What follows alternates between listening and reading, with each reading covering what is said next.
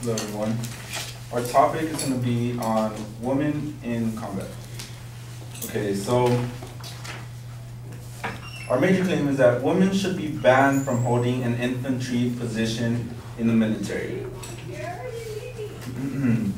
And our secondary claims are going to be that women are physically different and the risk outweigh the gender equality possibilities. Our second secondary claim would be that allowing women in infantry will result in more lives being put at risk. And our final secondary claim would be that women should remain in combat as they already are, serving the front lines in all positions except infantry. Well, in 1994, there was a new law passed saying that women were going to be banned from partaking in any ground combat confrontations, I guess. But recently, that law has been lifted. So there's been rules set in place, but basically, women are not going to be allowed to hold those type of positions, such as infantry. Well, women not being physically strong enough, that's sort of a strong claim, and that's one that I have a question on, so whether if I really support it or not. But seeing that women actually supported this claim as well, not just men, that sort of made me lean towards it. So Major Judy Webb, retired British military officer, was interviewed by Channel 4 News, and she stated that it has nothing to do with the emotional side, bravery, or courage. It's about the physical demands. She also said that women do a fantastic job on the front lines.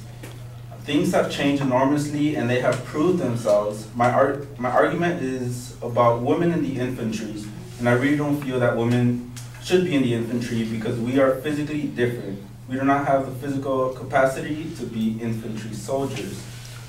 Well, so to summarize what she was saying is that it's not about women not being allowed in the military, because they do serve in the military, front lines actually, direct confrontations. But she just, her main claim, what she's pushing is that maybe they shouldn't be in the actual infantry. Huma Khan was quoting Rick Santorum, which was also at odds with the public on women in combat.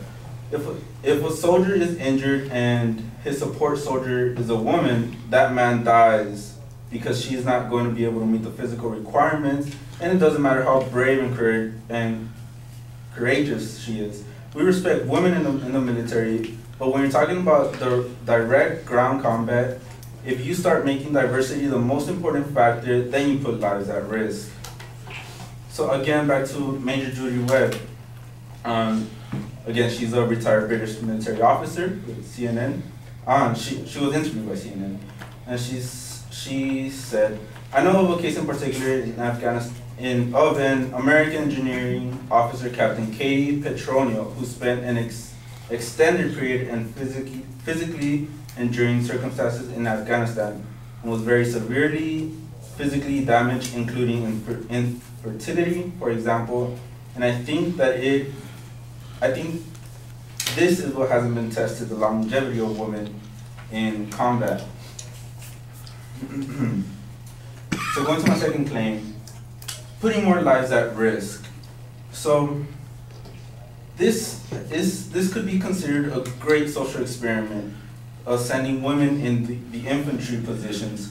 I mean, as of now, women comprise about 14% of the 1.4 million active military personnel. More than 280,000 women have been sent to Iraq, Afghanistan, or to jobs in neighboring nations in support of the wars. Of the more than 6,600 who have been killed, 152 have been women. So this is women that haven't been allowed to be infantry positions, but even then, there's been 152 deaths, women being killed. Now imagine if we actually opened the infantry position to women, that number would substantially increase, and that's just putting more people in danger, more lives at risk. And to quote Captain Petronio, which I mentioned earlier, placing women in the infantry will not improve the Marine Corps as the nation's force in readiness or improve our national security. So yes, although we would gain diversity, what Captain Petronio stated was that diversity is one thing, but will there really be any improvements to our national security?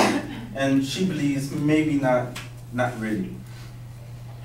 Alan West, former Florida congressman and Army veteran, was interviewed by Anderson Cooper in Anderson Cooper 360 interview, and he stated, "With all the budget issues in the military is having right now, the focus shouldn't be on this foray into an inequality trip.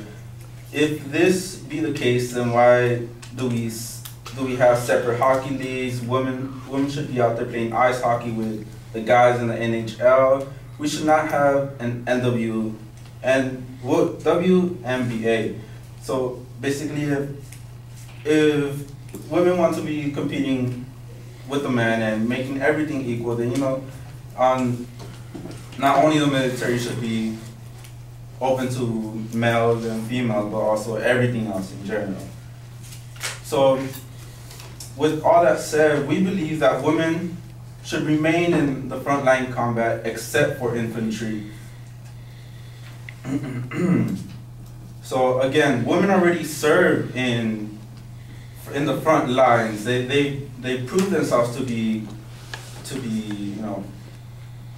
equal as males, but due to the fact that they might not have they are physically different, and that if we implement women in the infantry positions, then we might actually be doing more harm than good instead.